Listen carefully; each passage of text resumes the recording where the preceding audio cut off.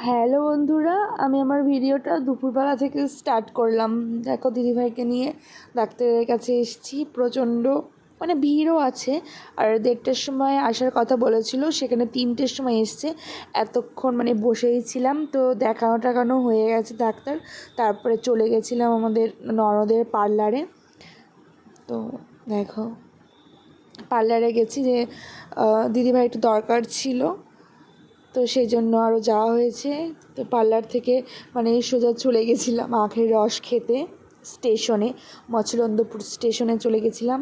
এদিকে দেখি কি আখের রস বানাতে বানাতে ট্রেনও চলে এসছে। দেখো, আখের রস আমার কাছে বেশ খেতে ভালোই লাগে। সবাই পছন্দ করে না, কিন্তু আমার খুব ভালো লাগে। তো আমার ভিডিওটা এই পর্যন্তই। তো কেমন লাগলো কমেন্টে অবশ্যই জানাবে। Tata, bye bye.